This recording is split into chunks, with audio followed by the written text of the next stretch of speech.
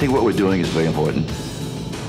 That September the 11th has changed the lives of everyone, particularly us in law enforcement.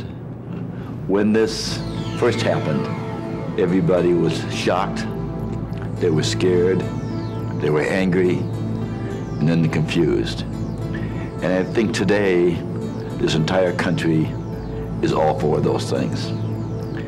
And I think what we in law enforcement have to understand is that this is not the destruction of a store. This is a war against the United States of America. And we in law enforcement are going to be the first responders. We have to realize that terrorism works, and terrorism is easy. It's inexpensive. It's cheap. It has huge lasting effects on society. I think in law enforcement until 9/11, we were fairly naive about terrorism. It was radical groups it was internal terrorism, and it was always something that happened overseas. It was something that happened in Middle Asia or in the Middle East. It was things that we looked at and always said may come here, but we never looked at it at a local level. I think 9/11's brought home the fact that it will happen, and it can happen at a local level. These cells are living within our community, they live within our community at large, and they can be anywhere in the state of California. So law enforcement officers have to realize that these people are amongst us now. In past incidents, there have been many patterns and indicators prior to the incident actually occurring. Officers nowadays have to be able to better respond to and recognize those indicators and those actions prior to the incident, so hopefully we can interdict that incident before it actually occurs. You might have 10,000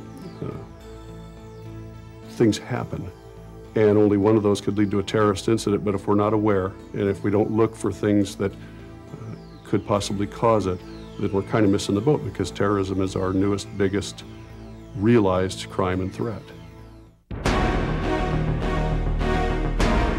The purpose of terrorism. There is almost always a strategy behind terrorist actions. Whether it takes the form of bombings, shootings, hijackings, or assassinations, terrorism is neither random, spontaneous, nor blind. It is a deliberate use of violence against civilians for political or religious ends. Even though most people can recognize terrorism when they see it, experts have had difficulty coming up with an ironclad definition. The State Department defines terrorism as premeditated, politically motivated violence perpetrated against non-combatant targets by subnational groups or clandestine agents, usually intended to influence an audience. There are plenty of specific definitions, stock definitions from the FBI and other agencies. I prefer a simple one. Terrorism is the use of violence, the threat of violence, to induce fear, and that fear is meant to coerce a change in policies, in government, for political, social, or religious reasons. That change may be to change policies, as I said. It may be simply to remove a government. It may be to stop a practice.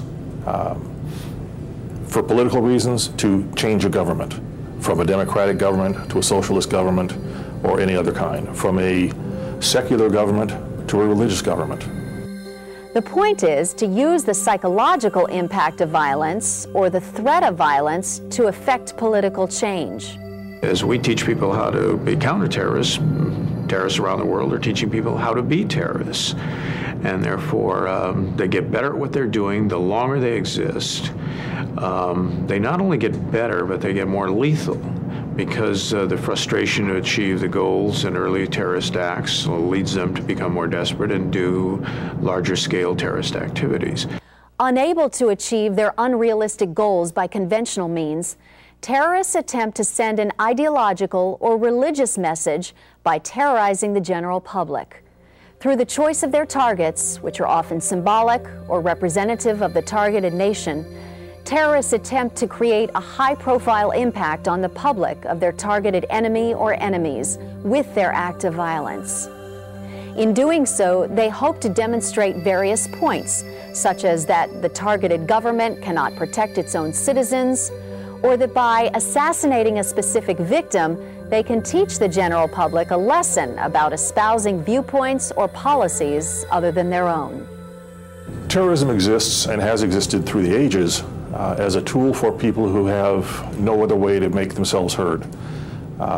They perhaps don't believe in the government, or they have no other voice. A ballot box doesn't work for them. They don't have the strength to fight through force of arms against a larger dominant government, or a dominant race perhaps, if it's an ethnic conflict. So they choose terrorism as a way to make themselves heard, to make their cause heard.